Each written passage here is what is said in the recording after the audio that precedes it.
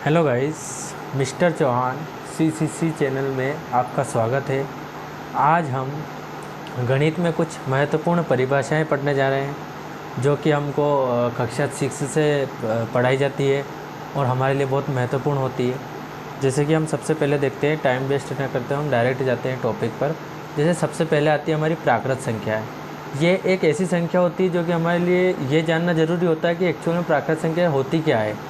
तो मैं आपको परिभाषा के साथ साथ ये भी क्लियर करूँगा कि प्राकृत संख्याएं जो होती क्या है।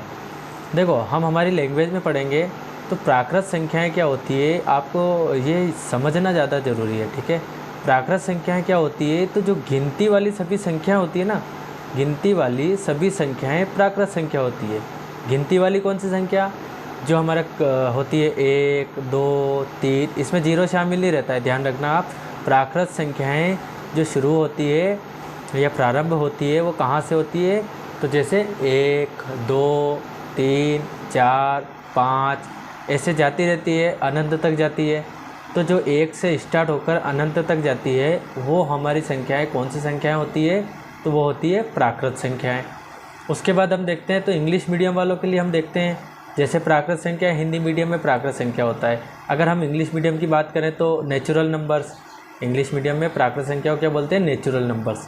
नेचुरल नंबर्स क्या होते हैं, जो हमारे काउंटिंग नंबर्स होते हैं।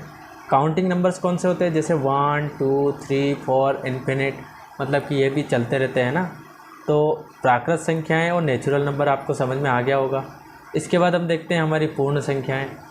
तो अब हमारी पूर्ण संख्याएँ क्या होती है, तो यदि प्राकृत संख्याओं के समूह में शून्य मतलब 0 और मिला दिया जाए तो हमें पूर्ण संख्याएं प्राप्त हो जाती है। कहने का मतलब, जो हमारी प्राकृत संख्याएं थी, जैसे हमारी प्राकृत संख्या क्या थी, तो हमारी प्राकृत संख्याएं 1, 2, 3, 4 टेस्ट टेस्ट टेस्ट है ना। तो प्राकृत संख्याओं के समूह में इन्हीं सभी प्राकृत संख्याओं में हमने क्या मिला दिया, 0 और मिलाया। जैसे ही हम 0 मिलाएंगे तो ये क्या बन जाएगी, हमारी पूर्ण संख्याएं बन जाएगी। उसके बाद अगर इंग्लिश में हम बात करें तो होल नंबर्स, तो पूर्ण संख्याएं समझ में आ गया होगा। प्राकृत संख्याओं के समूह में 0 और मिला दिया जाए तो सबसे छोटी प्राकृत संख्या क्या हो जाएगी आपकी, तो सबसे छोटी प्राकृत संख्या हो जाएगी आपकी 1, है ना, मतलब 1। सबसे छोटा नेचुरल डिजिट क्या हो जाएगा या नंबर क्या हो जाएगा, तो 1। और अगर सबसे छोटी पूर्ण संख्या की बात करें तो सबसे छोटी पूर्ण संख्या हो जाएगी 0।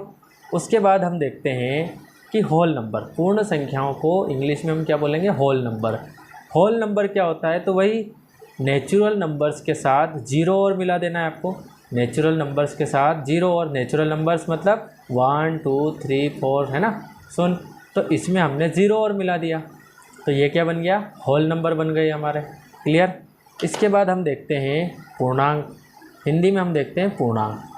पूर्णांक क्या होते हैं, तो देखो पूर्णांक होते हैं पूर्ण संख्याओं के समूह में, क्या बता रहा है, पूर्ण संख्याओं के समूह में ऋणात्मक संख्याएं और मिला दी जाए तो हमें पूर्णांक प्राप्त हो जाते हैं। क्या प्राप्त हो जाते हैं, पूर्णांक। जैसे जो हमारी पूर्ण संख्याएं थी, पूर्ण संख्याएं कौन कौन सी थी, तो ये हमें पता होना चाहिए। पूर्ण संख्याएं थी हमारी 0, 0, 1, 2, 3, 4 डैश डैश डैश, है ना। तो डैश मतलब अनंत तक। तो जो हमारी पूर्ण संख्याएं जितनी भी थी उसमें हमने क्या और मिलाया, तो उसमें हमने मिलाया ऋणात्मक संख्याएं। क्या मिला दी, ऋणात्मक संख्याएं।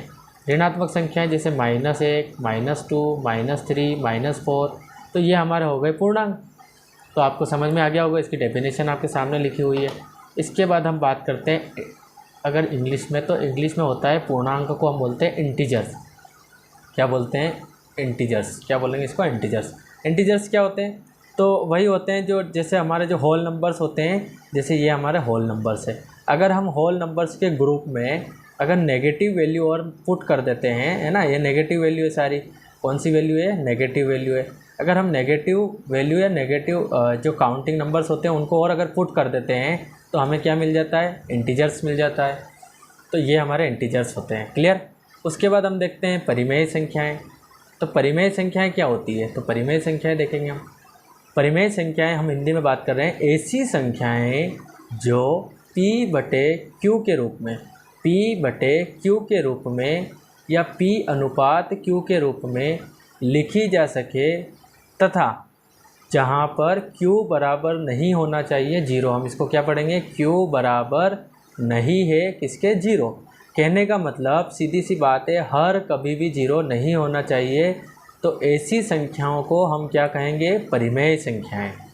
ऐसी संख्याएं परिमेय संख्याएं कहलाती है। ये आपके लिए मोस्ट इम्पोर्टेंट है, समझ लेना। ऐसी संख्याएं जो P/Q के रूप में लिखी जा सकी हो, है ना, और जिसके बटे में कभी भी 0 नहीं आता है, वो हमारी परिमेय संख्याएं होती है।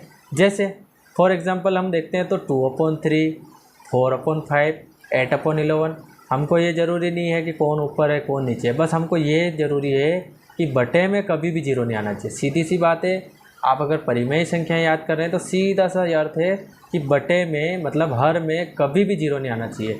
0 ऊपर आ सकता है। एक एग्जांपल के लिए मैं समझाता हूँ, क्या 0 एक परिमेय संख्या है, क्या 0 एक परिमेय संख्या है?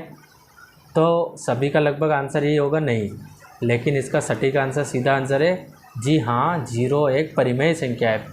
क्यों? क्योंकि हम किसी के भी बटे में 1 मान सकते हैं और वापस 1 हटा भी सकते हैं। तो मान लिया हमने कि जो हमारा 0 था उसके बटे में 1। अब परिमेय संख्या की जो कंडीशन है वो है, पहले तो वो P/Q के रूप में लिखी हो, दूसरी कंडीशन Q बराबर क्या नहीं होना चाहिए, 0। कहने का मतलब बटे में क्या नहीं होना चाहिए, 0।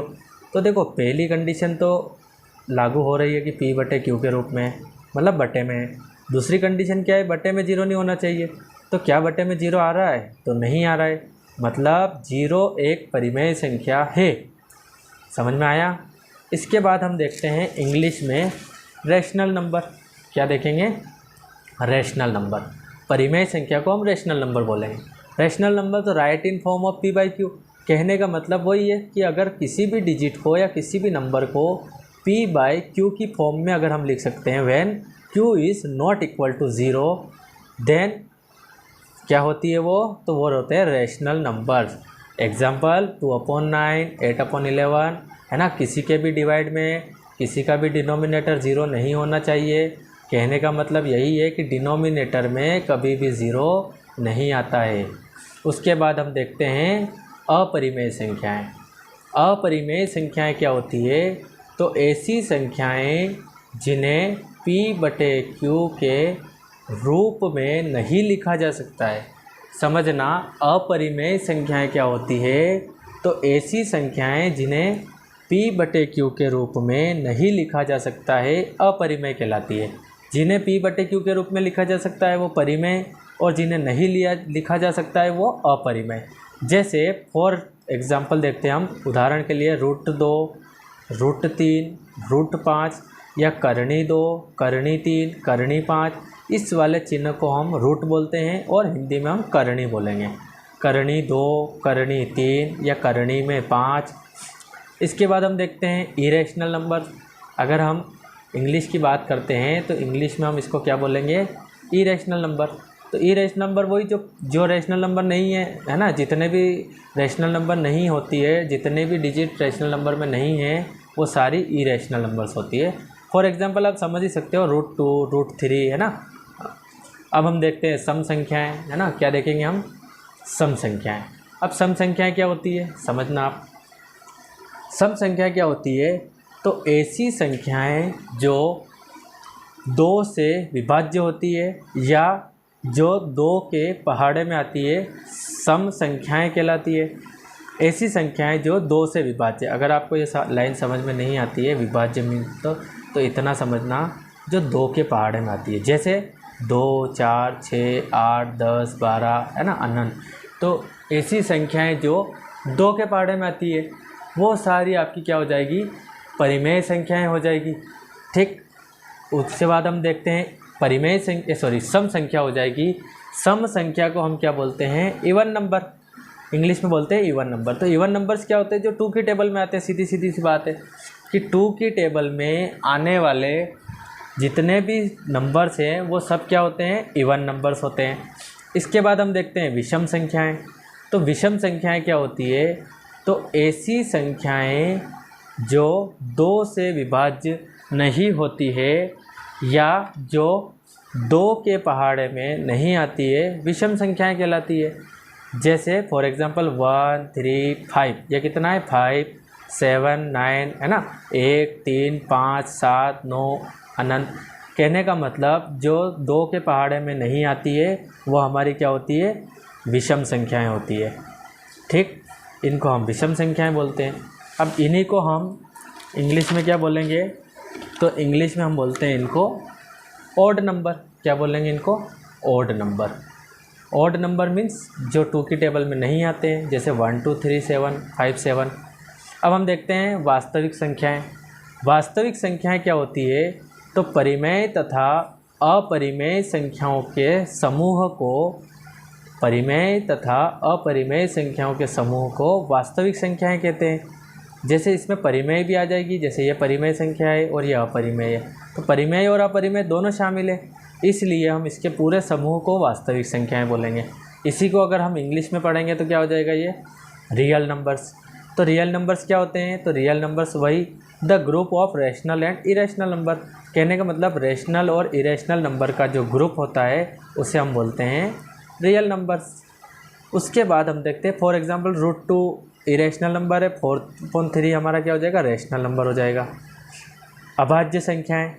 अभाज्य संख्याएं क्या होती है, तो ऐसी संख्याएं जिन्हें उन्हीं से भाग दिया जा सकता है। समझना इस बात को, ऐसी संख्याएं जिन्हें सिर्फ और सिर्फ उन्हीं डिजिट से या उन्हीं संख्या से भाग दिया जा सकता है और किसी अन्य संख्या से भाग नहीं दिया जा सकता है, उन्हें हम बोलते हैं अभाज्य संख्याएं। जैसे 2 3, 2 को हम सिर्फ 2 से ही डिवाइड कर सकते हैं, 3 को हम 3 से ही डिवाइड कर सकते हैं, या 3 में 3 का ही भाग लगा सकते हैं, 5 में 5 का ही भाग लगा सकते हैं, 7 में 7 का ही भाग लगा सकते हैं।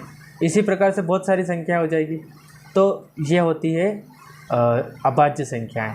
जैसे प्राइम नंबर्स, हम इंग्लिश में क्या बोलेंगे इसको, प्राइम नंबर्स। प्राइम नंबर्स क्या होते हैं, तो ऐसे डिजिट जो सेल्फ डिवाइड होते हैं। कहने का मतलब उनमें उन्हीं के अलावा और किसी डिजिट से डिवाइड नहीं कर सकते हैं। जैसे फॉर एग्जांपल 2 3 5 7 है ना। समझ में आ चुका होगा आपको अभाज्य संख्या। एक छोटा सा क्वेश्चन पूछता हूँ मैं आपसे कि जो 39 है, जैसे आप कभी विषम संख्याओं को आप अगर अभाज्य संख्याएं समझ रहे हो तो आप, ऐसा नहीं है, जो विषम संख्या अलग होती है और सम संख्या अलग होती है, ठीक है, और अभाज्य संख्या फिर अलग होती है आपके। तो अभाज्य संख्या है, विषम संख्या, जैसे 39 एक विषम संख्या है, लेकिन क्या ये अभाज्य संख्या है, तो हम कैसे पता लगाएंगे, तो हम पता लगाएंगे 39 को हम डिवाइड करते हैं, तो देखो 39 को हम 3 से डिवाइड कर पा रहे हैं, 3 1 जा 3, 3 1 जा 3, 3 3 जा 9। मतलब हिंदी में हम बात करें तो 3 एकम 3, 3 एकम 3, 3 3 9। अगर ये डिवाइड हो गई, अगर इसमें किसी संख्या का भाग लग गया, तो ये अभाज्य संख्या नहीं है। अभाज्य संख्या जैसे फॉर एग्जांपल इसी टेबल में से निकालते हैं हम 37, 37 आपके एक अभाज्य संख्या है। ठीक है गाइस, आपको वीडियो पसंद आया तो सब्सक्राइब करिए, लाइक करिए और शेयर करिए।